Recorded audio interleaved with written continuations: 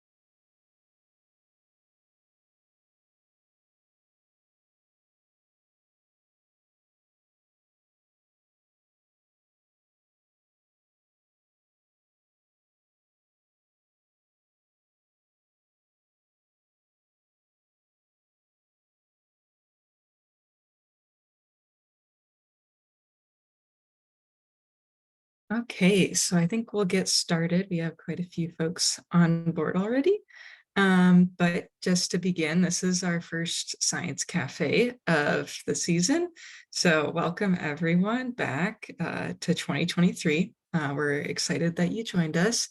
I'm Maria Vogel, so I'm going to be the moderator for all the Science Cafes for this year. So you'll just get used to seeing my smiling face every Thursday, not every Thursday, sorry, every third Thursday of the month. But our conservation and research department at the Atlanta Botanical Gardens puts on this event to share with our community some of the research and incredible conservation that we do, that some of our colleagues and coworkers and friends do all around the world.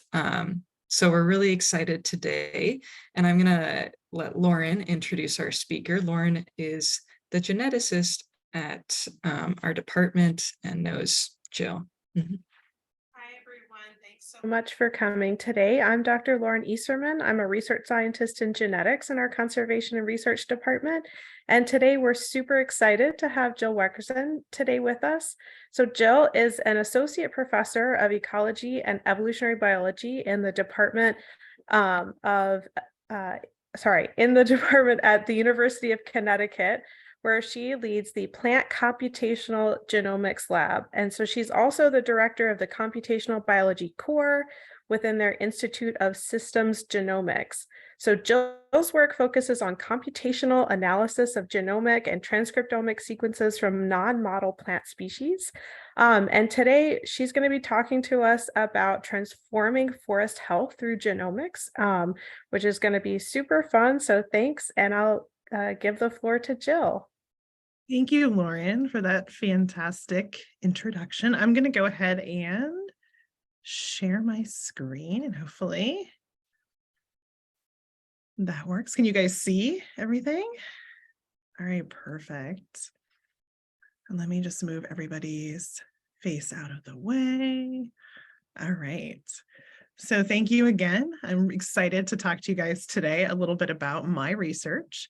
So I'm going to be talking about, as Lauren said, transforming forest health through genomics. And I'm going to start out with a little bit of what the bad news is right now. So as many of you are already aware, we're sort of well underway in the 6th mass extinction event. And this is a mass extinction event is essentially a short period of geological time where a large percentage of our biodiversity or distinct species are dying out. And this is the first of these events that is the direct result of human impact. And of course, that's primarily in the form of, land use changes as well as climate change. And so also, as we know, you've looked at a lot of charts like this over time. We know that climate change is a challenge we're currently facing and one we're going to be dealing with into the future.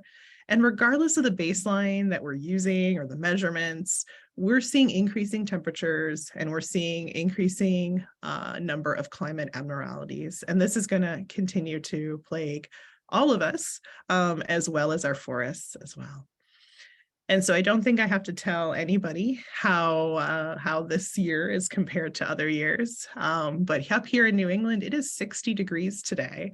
And that is not a temperature that we see in February typically.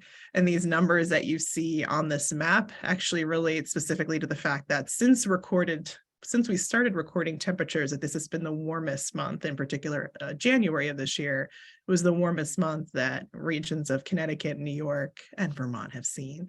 So we're definitely facing huge impacts from climate change. And aside from maybe enjoying a nice day, our forests are going to see it a different way. And so climate change is causing a chain of events around the world. So for example, some of our most important carbon sinks are being degraded as a result of the impact of these longer periods of drought and these warmer temperatures. And boreal forest health is one example of this. And we're seeing increased fire risk throughout a lot of the Western United States as well. This is a photo from Southern Oregon. You can see many of the trees scorched by the bootleg fire that was in 2021. And it's sort of shown right alongside a stand that was spared from a lot of the worst damage. And this is one of the largest wildfires in state history, and it ravaged more than 160,000 hectares. And in California, we're fearing for our beloved sequoia trees, our giant sequoia and coast redwood trees, which are both being impacted tremendously by climate change. So just in the last 2 years, wildfires have killed up to about 1/5 of these huge trees. And specific to giant sequoia, they exist primarily just in the Sierra Nevada and very disjunct populations. So it's a huge threat to this population as well. And these impacts are not just being seen in North America. We're seeing increased risk throughout the world. Here's an example of some of the, just a scaled out view of some of the extensive fires in the Mediterranean basin that particularly were an issue in 2019 and 2020. And of course, many remember the Black Summer bushfire season of 2019 to 2020 in Australia, which caused tremendous damage as well. And so our forests are definitely under threat. From a global perspective, more than about 7,400 trees are listed as globally threatened on the IUCN Red List. And among those, over 1,100 trees are considered critically endangered. And another estimate's coming up with about more than 30% of the trees worldwide are currently threatened with extinction. So we need to think about a lot of things to care for our forests.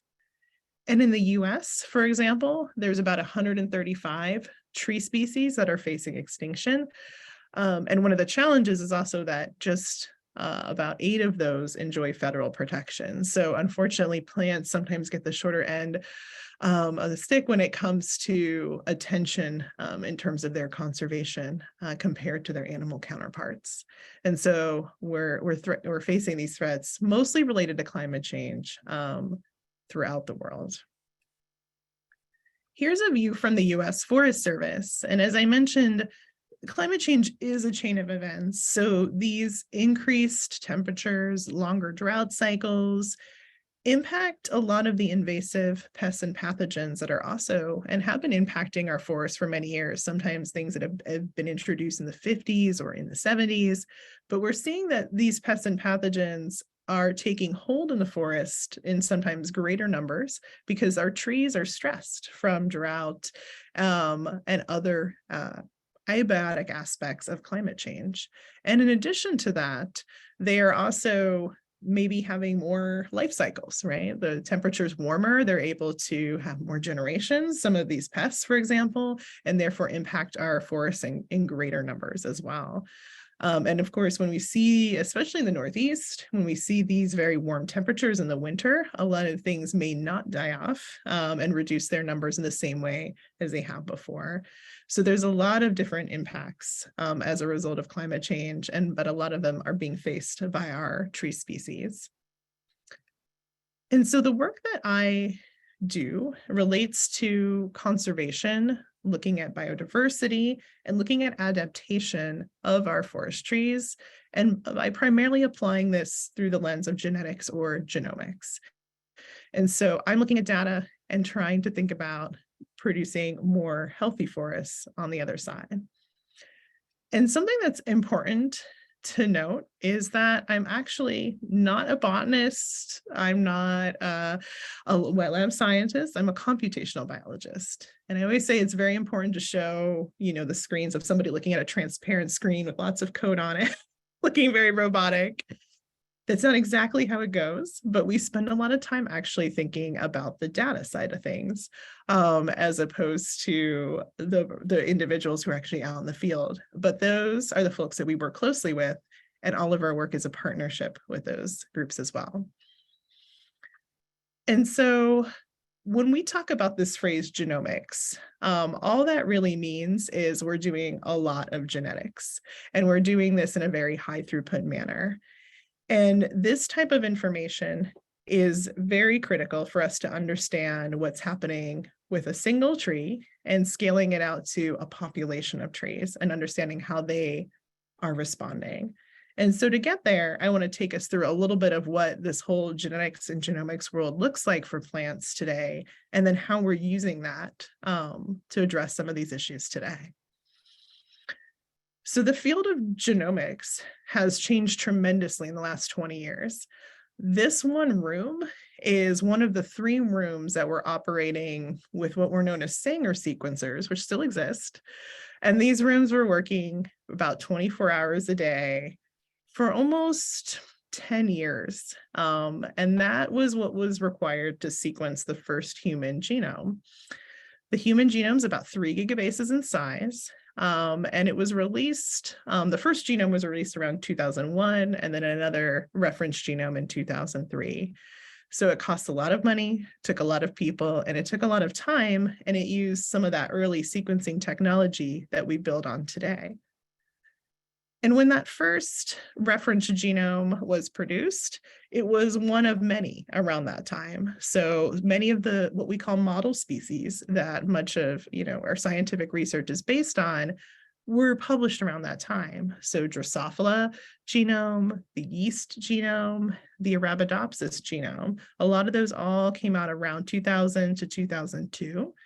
And Arabidopsis, of course, serves as the primary model for a lot of plant research today. But the world of genomics has moved very rapidly since that time of what we call Sanger sequencing. And this is just sort of a timeline of what those various technologies are and how many have kind of come in a short time period since then. And at the bottom is that Sanger sequencing technology that generated for us very accurate sequencing outputs, but at tremendous cost and at great time periods. Oh, there it goes. It's like my slide's stuck. And so even in this short time period, many of these technologies have come and gone, but there's been a couple of primary contributors to when we talk about sequencing, whether we're talking about sequencing humans or we're talking about sequencing plants. We now rely on what we know as short read sequencers, which generate lots and lots and lots of sequence that's very short and very inexpensive. And then we also have long read sequencers, which can look at longer pieces of DNA and therefore handle different types of problems. And so we bring these 2 things together today in order to ask a lot of questions, to assemble genomes, and help everything from humans to forests. To give some perspective of how much this has changed, even in a short period of time, this is just an example of Illumina sequencing technology. This is this predominant short read sequencing technology that's still very popular today. It's used by almost every organism that has had its DNA sequenced in some form. And all I really want you to notice here is that there's sort of two lines that we're focused on. This reddish magenta line is decreasing very rapidly, and that is the cost of sequencing. And then this other line here that's green and kind of following the technology advancement of the various sequencing platforms is going up, and that is the throughput. That's how much sequence comes out of these platforms. And so what you can see is that's really enabled us to think about sequencing organisms that we could only imagine we could sequence 10 years ago, and being able to afford to do that and to ask questions of those genomes as well. And so we started way back when Sanger sequencing was transitioning into these other new platforms, and we called that the next generation of sequencing. And now we're so far along in the next generation. Now we basically call all of these platforms high throughput sequencing. And so whether we're talking about Illumina in terms of short reads, or we're talking about one of our longer read platforms like Oxford Nanopore or PacBio, they're all part of this sort of high throughput sequencing environment that generates a lot of resources for us.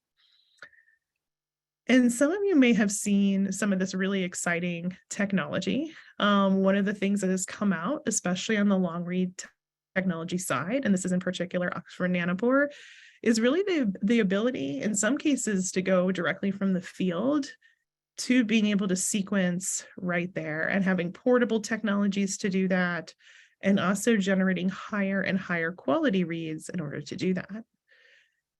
And these technological advancements are very exciting.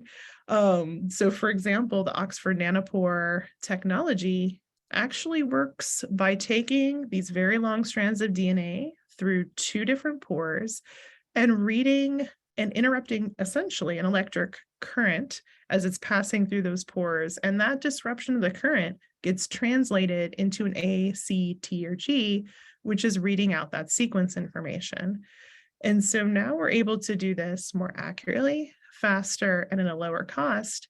And by being able to sequence longer pieces of DNA, this becomes extremely helpful for some of our plant species, because as you'll see as we move forward, plant species in particular have pretty complex genomes compared to a lot of other organisms. And so this type of technology is very helpful. On the data side, it's important to note that one of the challenges that we're faced with today is not so much the ability to generate sequence very quickly, but it's actually potentially the ability to store and manipulate this huge amount of data. And that's something that we spend a lot of time thinking about as well. And we never really guessed at the point that this was happening, that genomics would overtake a lot of other fields in terms of high throughput data, but it definitely has. And you might think about what you can store on your laptop, usually something on the order of maybe 500 gigabases. Well, think about, the types of numbers we're dealing with in terms of data storage when we talk about genomic data. And this is just one view. If you go to the primary repository where most of the genetic and genomic studies, whether you're talking about humans or you're talking about plants or other vertebrates, is stored, you can actually see what type of accumulation of genetic data is taking place. And this is a view that's updated in real time. So you can actually see how much data we're accumulating. It's quite tremendous. And so one of the things that we've generally found is that we are generating more sequence data than we can necessarily think about how to store, and that the solutions and how to manipulate this data, understand what this data can tell us, is all focused on developing software and algorithms in order to understand what's going on. And so this view just sort of puts into place that whether you're storing it in the cloud or you're storing it on hardware, we're definitely generating more sequence than we know what to do with. In the field of big data biology in general, or just big data, we tend to think about handling all of this information and trying to contend with the big V's of big data. The fact that we're generating data at a tremendous velocity. So these sequencers producing data very rapidly, that they're producing a tremendous amount or volume of that data, and that data has a lot of variety depending on the type of sequencer you're using, whether you're looking at a single individual or a population, and also that data has a lot of different levels of accuracy associated with it. These different sequencing platforms have different advantages and disadvantages in terms of their error rate, in terms of how they call each of those bases as it's being sequenced. And so we have to spend a lot of time thinking about this in the context of high performance computing. That's where we can store the data. It's where we can manipulate the data, where we can correct some of that error, and where we can actually build resources that are useful to the plant community. And I just like to give kind of the perspective of how much data we're talking about.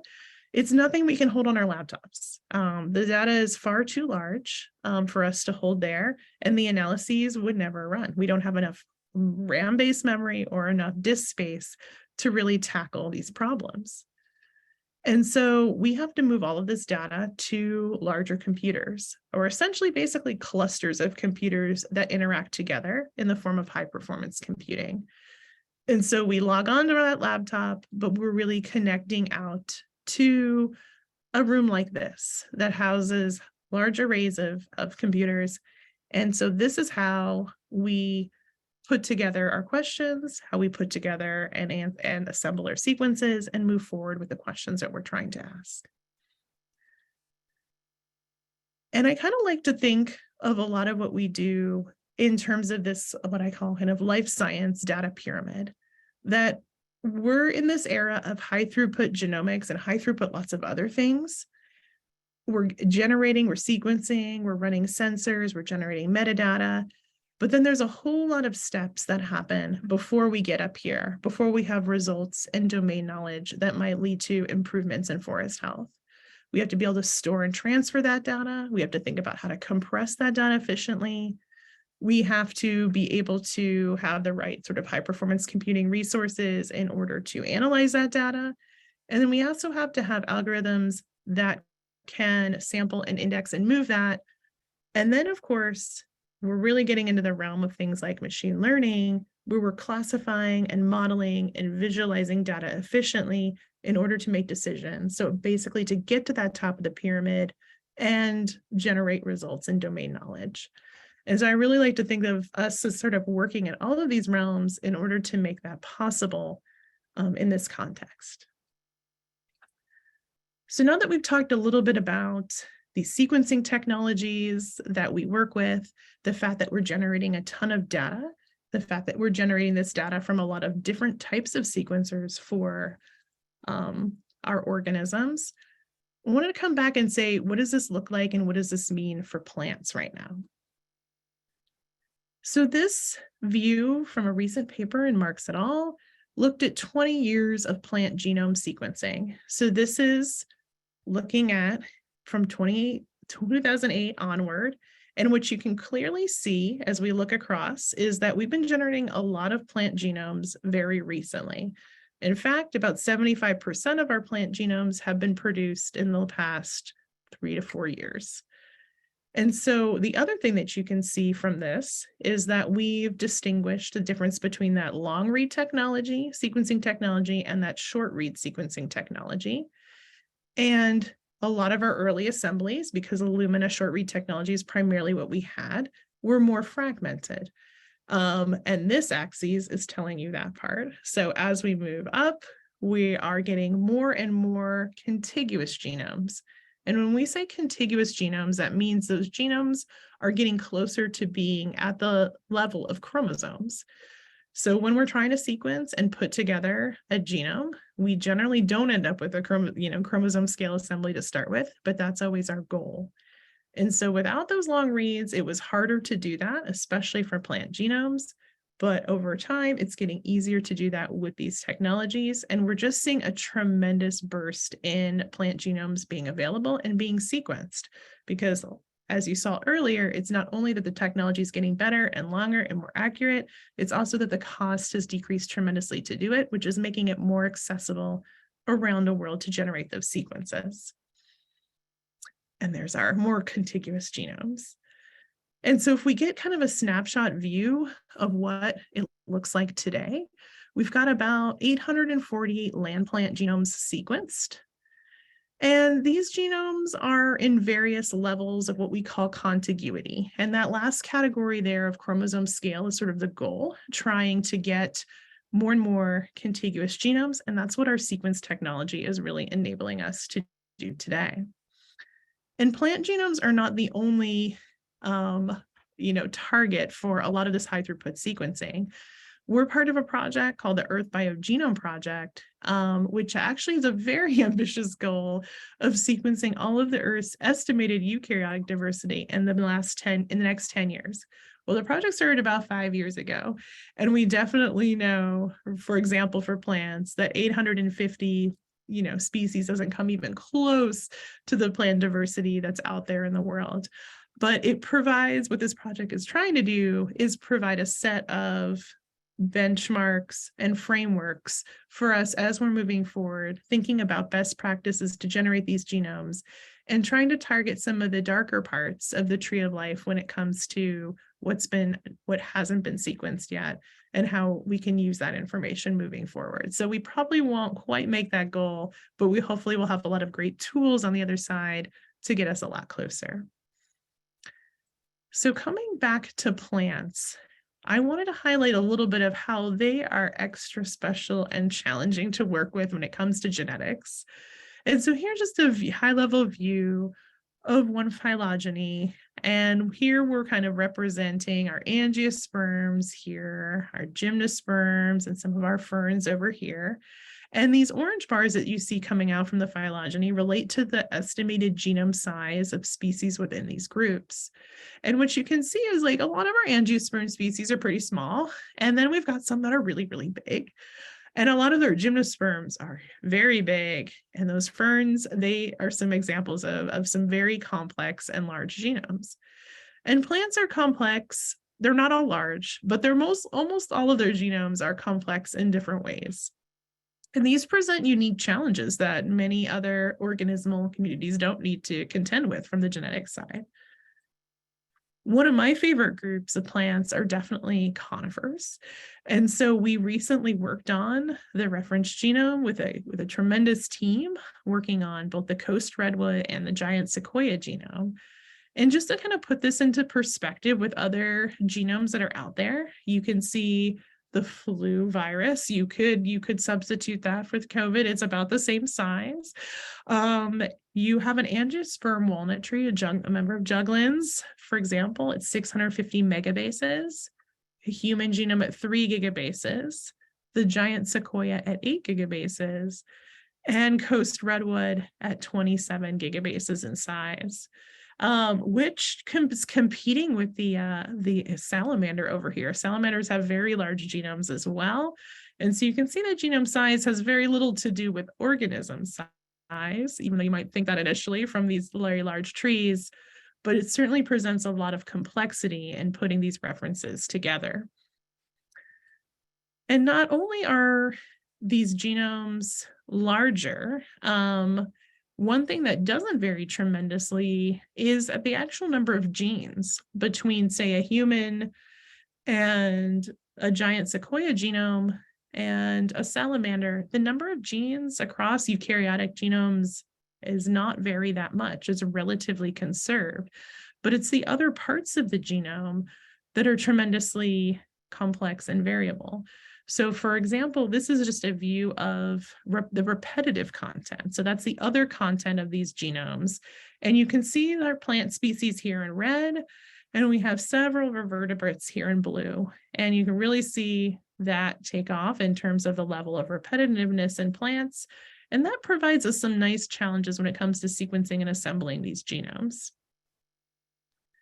The other thing that plants genomes do is plants have some very interesting adaptations in their genome to handle all sorts of things in their environment. Because they cannot move and run away from potential threats, one of the things that they may do, and one way they may be successful, is actually through duplicating their genetic material. So they can, in some cases, duplicate their entire genomes. They can also hybridize and use that as a mechanism to also expand their genomes. In some cases, those genomes go back to what we call a diploid state. In other cases, those genomes remain with many levels of ploidy. So they can be octoploids or tetraploids. And that also presents some unique challenges when you're sequencing and assembling their genomes back together. So just to give an overview of how we sequence, how we approach sequencing and assembling a genome, it's always going to vary a bit on the organism itself, what kind of material is available. In the case of our conifer species, we have one of the unique advantages of being able to work with megagametophyte tissue, which is haploid. And so we usually try to sequence as much as we can when we're sequencing a reference genome from that tissue, and then obtain what we can't or any additional material from other tissues on the plant. And usually in the case of a conifer, that's going to be needle tissue. And so we now, with the availability of having both short read and long read technologies, and especially in light of dealing with a very large and complex genome full of repetitive content, we're able to leverage both short read sequencing and long read sequencing in order to put together the puzzle. And I think it's one of those things to know that when you're starting to sequence and assemble that reference genome, you kind of start with the DNA, but you break it up and then you sequence it and then you try to put it back together. Even with our long read sequencing technology, we're not to the point of being able to take those entire chromosome length level pieces of DNA and sequence them that way. Not quite yet. And once we get there, this will be less of the puzzle on the other side, but that still remains one of our challenges to work with. And I always like to show this picture because sometimes collecting the tissue that you need for your particular sequencing project is not as easy as it is for other plants. I did not do this part, but kudos to the very challenging aspect of getting some of that megagametophyte cone tissue from the top of this tree. And so the part that we focus on is really here, and that's thinking about both putting all of that DNA back together into that genome, basically solving that puzzle. And then next stage, trying to find the genes in that assembled genome.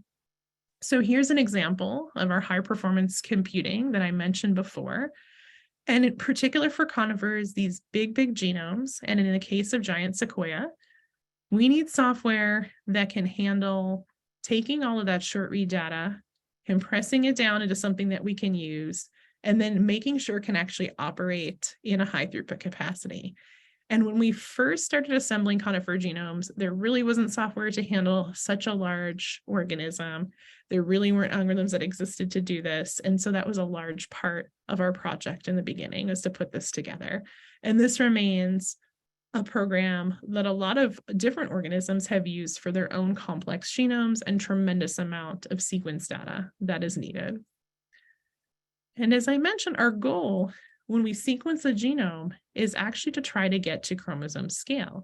And in the case of the giant sequoia genome, we were able to achieve that. We were able to assemble all 11 chromosomes and be able to break them into that. Many years ago, when we were sequencing these conifer genomes for the first time, primarily with our short read technologies, even using all their fancy software, we're probably generating thousands or millions of pieces still from that sequencing because it's just such a complex problem. So we've come a long way in terms of thinking about the sequencing technology and also the ability to put together this information. So we were successful. We sequenced both our coast redwood and giant sequoia megagenomes. We published those genomes, and we basically developed that first resource to start asking some questions. But this is really just the beginning. As I mentioned, when you're putting together that genome, we end up taking the DNA, breaking it up, sequencing it into reads, and then reassembling it into a genome. after we've reassembled that genome, we still have to find where the genes are in that reference genome, because otherwise you just have big pieces of DNA and we don't know anything else about them. And so the next step is actually what we call genome annotation. And this is another area where we spend a lot of time because we can't yet answer how an organism might be responding, what genes are responding, or what genes might be expressed or turned on and off in response to something, unless we know where those genes actually are in the genome. And so we actually do this by adding in another omics or another, so genomics to transcriptomics. And transcriptomics in specific is using what we call RNA. And when we sample that, we're sampling just the portion of the genome that's expressed. And we're only sampling what's expressed at that point in time that we do that sampling. And so the process for sequencing this material is largely the same as the genome, but it's much smaller. We're just working with the gene space. So we sample that RNA, we create libraries, we sequence it on the same type of platforms that I just talked about. But then we take all of those reads that we generated from the sequencer and we align them back to the reference genome.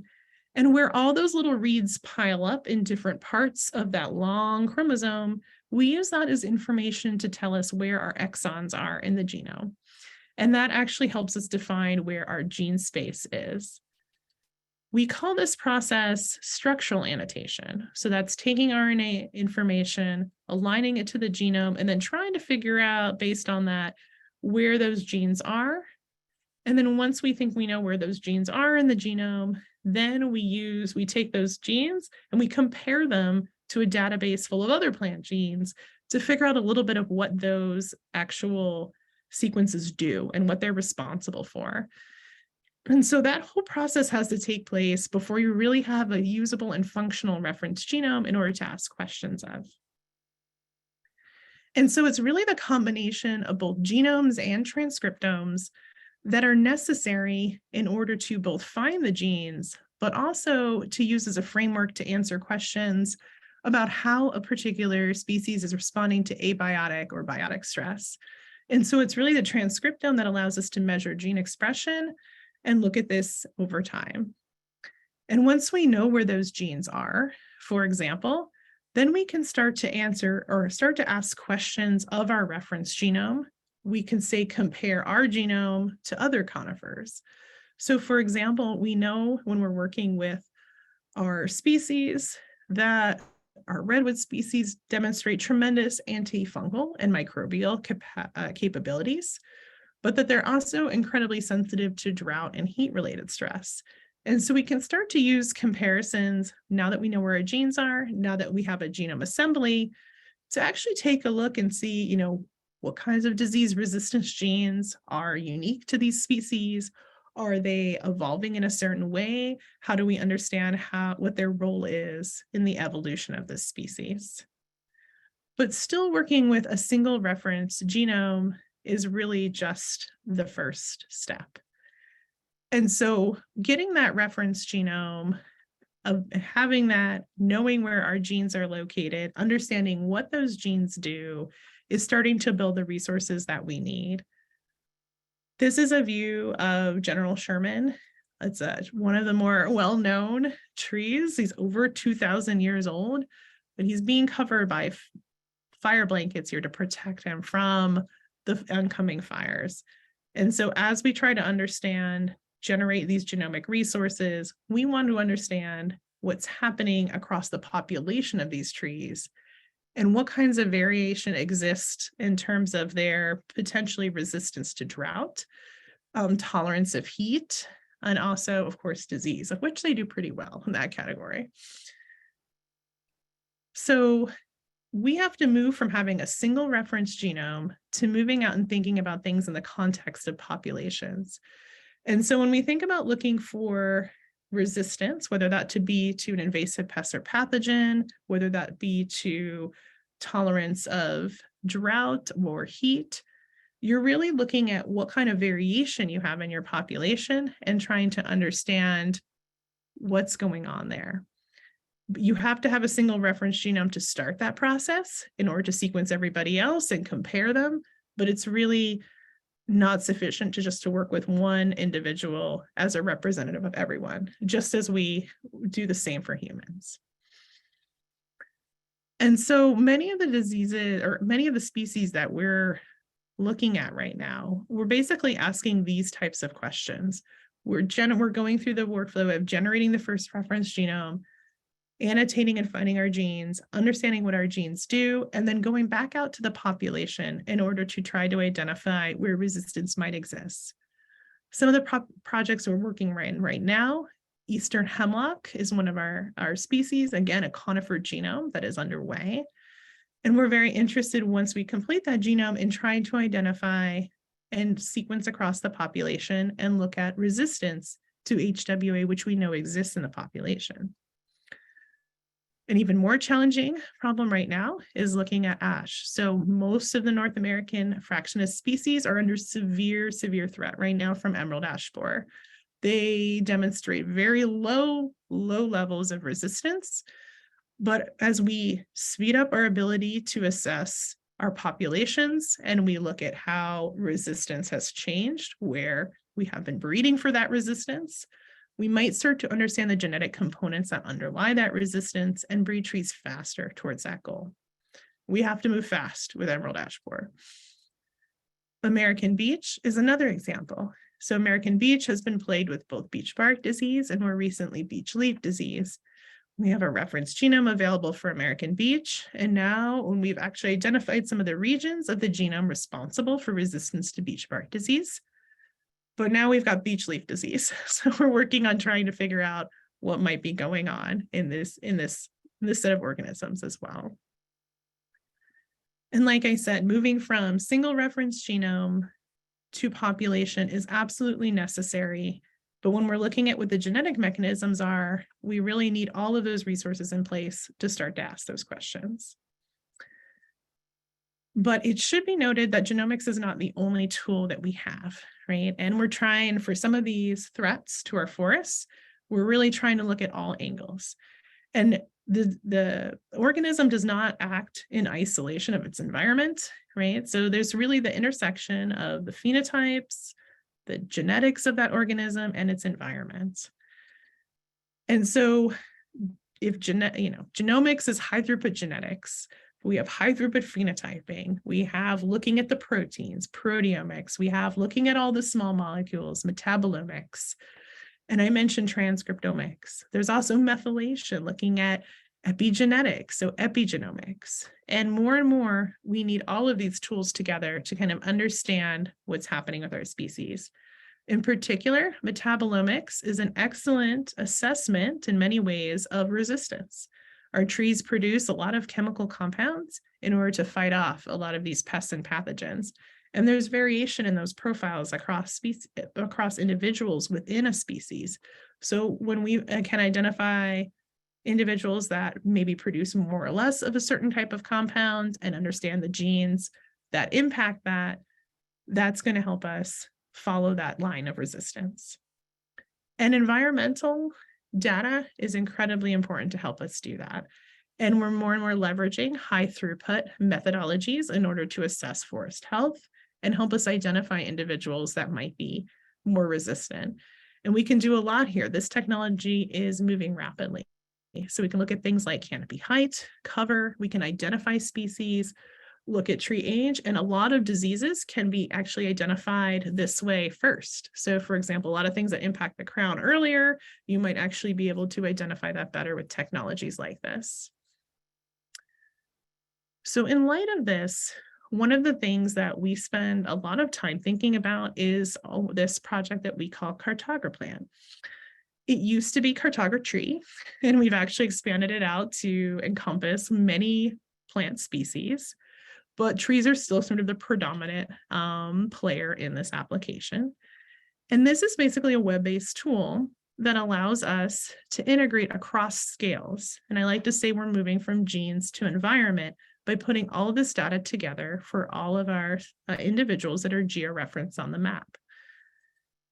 And so who works with this? Who can use this type of tool? So conservation genetics research, looking at invasive plants or pests and pathogens, individuals interested in plant breeding, so going out to wild type and identifying new cultivars or breeding existing cultivars, and also evolutionary biology questions, so just understanding how plants are evolving and adapting in light of climate change. And so we developed this framework using completely open source tools, working within a framework that has sort of a shared backend and a shared front end with lots of other different plant databases that exist today, known as Triple. And the Cartager Plan tool that we've developed actually plugs into this framework.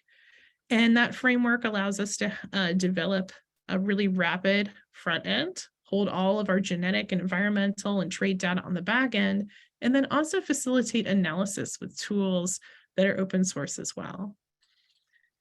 And so the Cartager Plan application, you can go there, anybody can start browsing and kind of taking a look at what's available there, is truly intending to integrate across these scales and make this available to our researchers.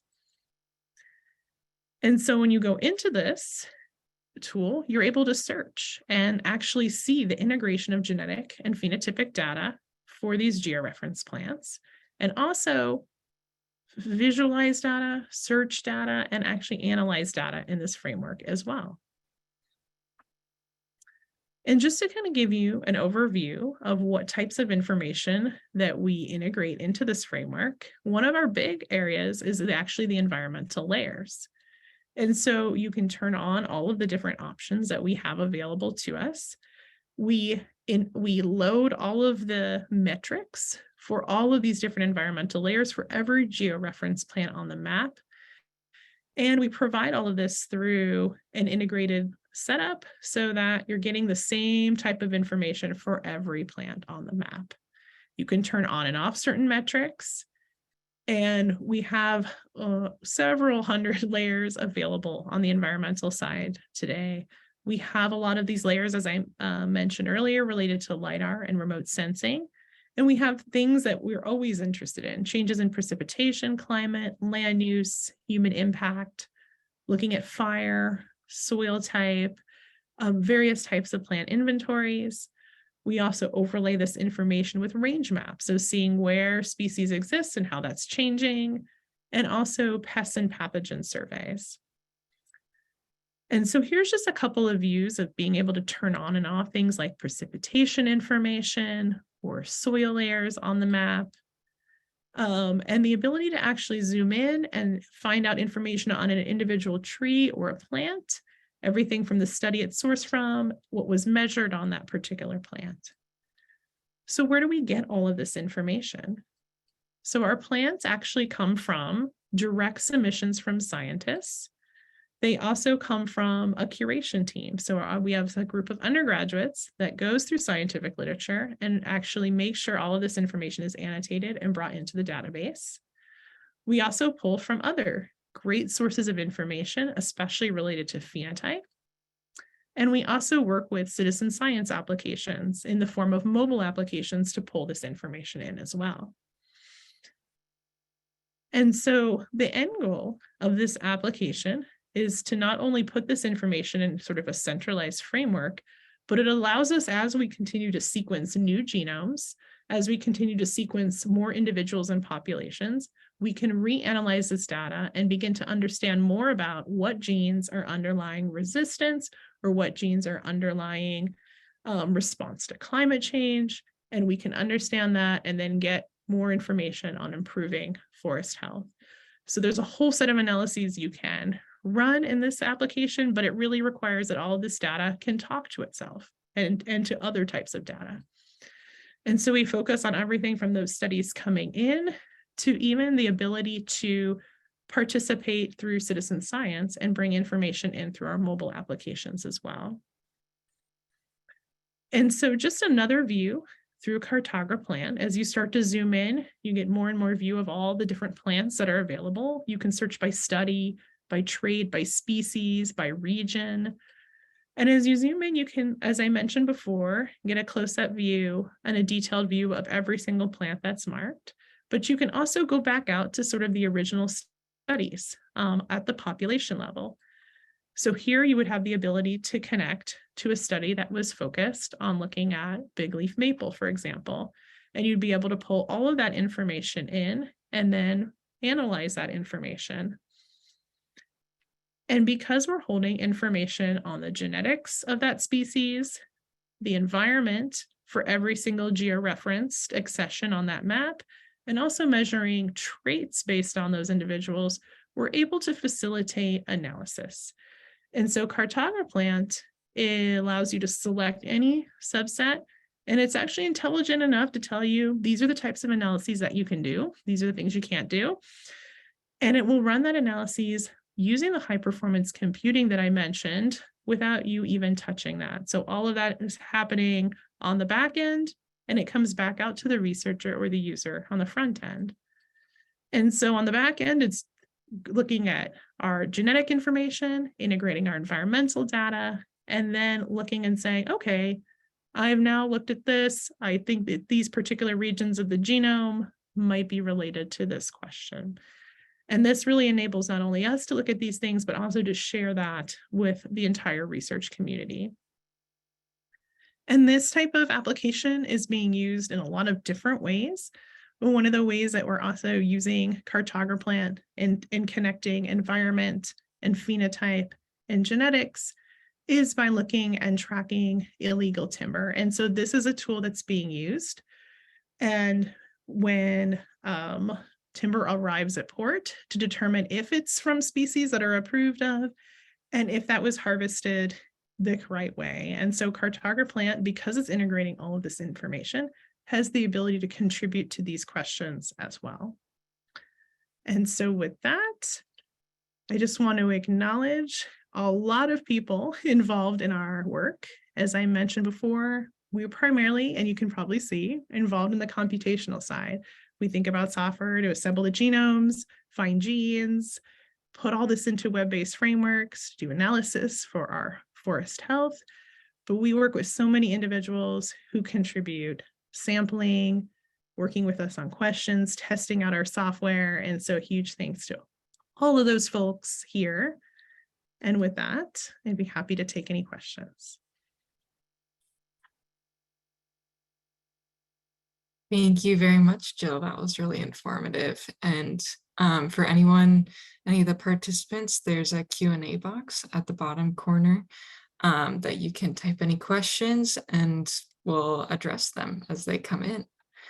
But I have some questions to start us off. I don't know if Lauren does or anyone else, but yeah, Lauren. I was just going to say, go ahead. Thanks, Jill. That was amazing. Yeah, thank you very much.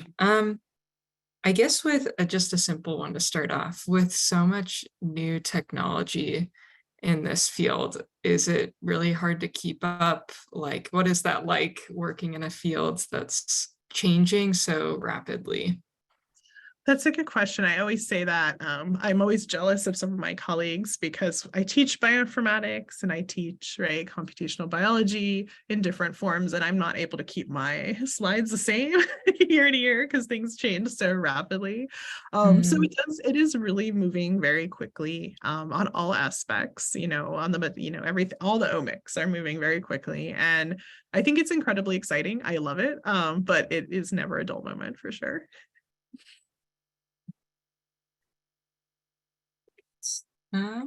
Lauren, do you have any questions? Just going to encourage people who are participating today, if you just go into the Q&A and type your question into the Q&A box, we'll see those open questions and we'll get those answered for you. Yeah, so where do you, I guess I can, pose another question. So, sequencing is getting, cheaper and cheaper, and we're getting more and more data every day. What do you think is going to be the next big innovation in DNA sequencing technology?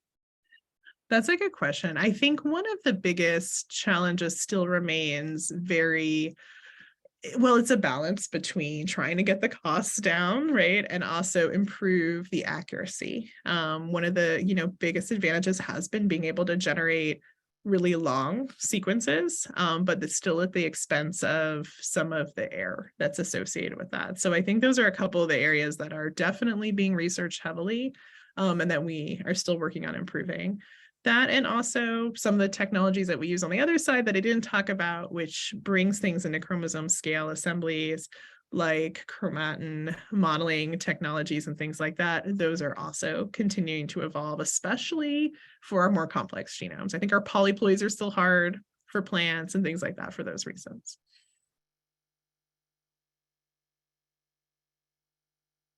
It looks like we have some questions coming in through the Q&A. Maria, are you going to address, do you want to address those? Yeah, I can talk about them. Yes, so we have a couple questions coming in. One of them is, has the research been taken across similar species to solve specific problems? For example, the American chestnut hybridizing, isolating resistance to chestnut fungus, and then transplanting that resistance to related families or species. Yeah, absolutely. I would say that I think chestnut is the farthest along, right, when it comes to thinking about moving all of that work that started in the 80s, moving that in the direction of actually being able to look at what is the impact of hybridization, what is the impact of modifying genes within the genome, and then outplanting that into trials. I'd say the second closest to that might be in the tree world, might be related to ash species right now. So there's been a long-term breeding program for green ash in specific. And so trying to look at basically just based on traditional breeding, using a bioassay with the larva, with the emerald ash borer larva, monitoring that, and then crossing individuals to try to incur more and more resistance over time. That hasn't been done with the help of genetics. And so the hope is that while that we have genomes available for those species, and we can actually now genotype those families, which is happening right now for ash, so that we can help move that program faster. The timeline for the phenotyping to do these types of bioassays can be months, right? And growing these trees with these very long generation times are definitely a huge challenge to work with. And so the genetics has the ability, like it has shown in American chestnut, to really move things along. And I think ash is really going to be a critical species to work with moving forward. Awesome, thanks, Jill. We have another question. Do you anticipate that CRISPR technology will be leveraged for protecting endangered wild plants? I do. I think it will depend on the species as to what the best direction is. And that's been a conversation the American Chestnut Foundation has definitely been having and going in a couple of different directions to address those challenges, one of which is kind of a CRISPR-based methodology. But again, we're kind of just getting some of these genomes for some of these species, and that the time to getting and the ability for CRISPR to be successful requires very high quality reference genomes and also a really easy to identify target. So in the cases of some of our species, like ash, for example, we don't think it's necessarily, a single gene that's involved, that it's probably multiple. And when it's problems like that, it's not as easy to necessarily address them with CRISPR. We'll probably have to do a combination of things. So it all kind of depends on the type of disease you're working with. In the case of beech bark disease, for example, that's an example where we do think we have a single gene impact, and that could be a great candidate for something like that. But a lot of the time with our, especially invasives, because the trees have not co-evolved with these pests and pathogens, in the area that we're concerned with, they are much more challenged and are likely, we're going to see a little bit of resistance coming from a lot of places in the genome. Here's another question. Of the 800 plus plants that have been sequenced, are most of them agricultural? They said, I would hope that the focus in the future would be to sequence more rare, threatened, or endangered plants.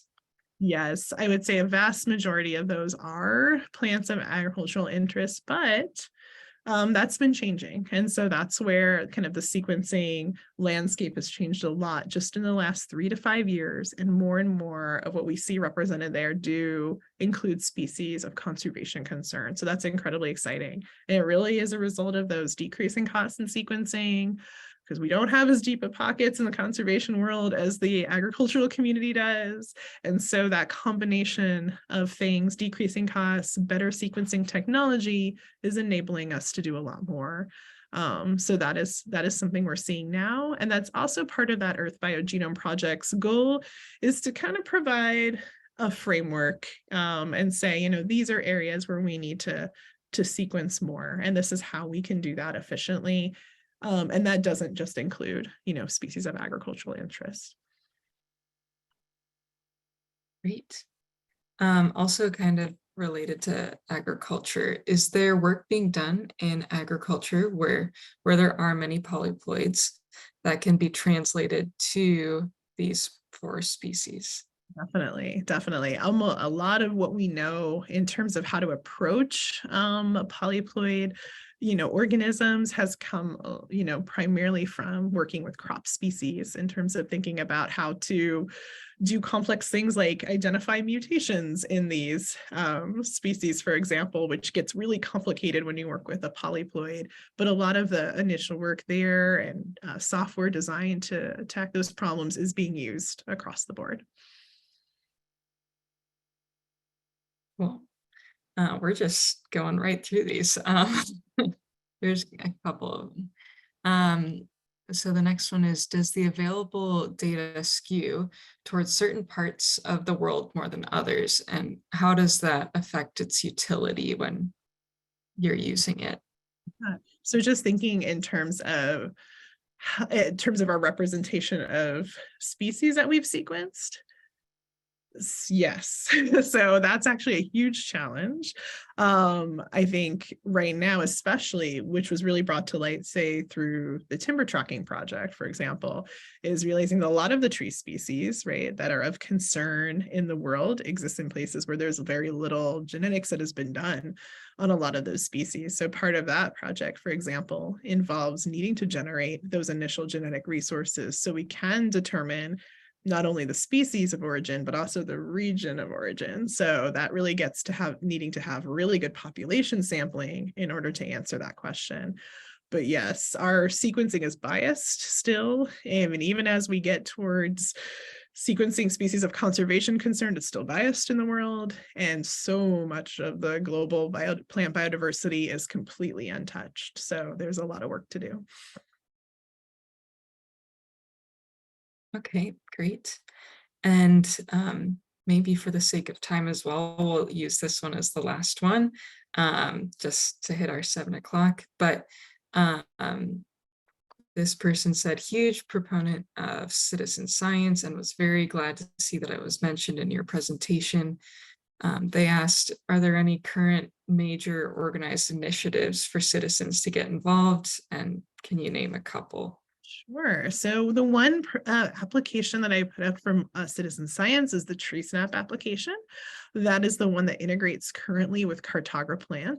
And in specific, we're targeting several of the tree species that I mentioned. So hemlock and beech are in there. American chestnut, that application is in collaboration with the American Chestnut Foundation as well. And depending on the project that you're connecting to, you have the option sometimes to actually send material in that we can work with.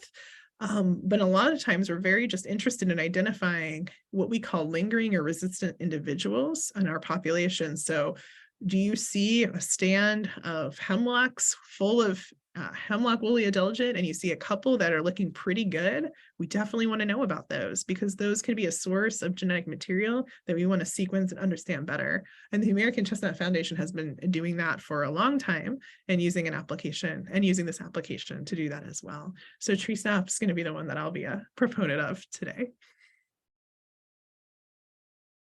Awesome. With that, I'm going to share my screen really quick to introduce our next speaker. Jill, thank you so much for your time and your expertise. You can tell, oh my gosh, I have so many questions, probably offline, but yeah, you know a lot. But next month, on March 16th, we'll be having Dr. Maggie Wagner from the University of Kansas, and she'll be talking about her research on plant microbes and their interactions. So please join us and stay posted for the next link coming out. And yeah, I think that is all that we have for today. So thank you very much, everyone, for your time. And yeah, contact us at our website or Instagram, and we'll be in touch. And thank you very much. Thank you. Yeah.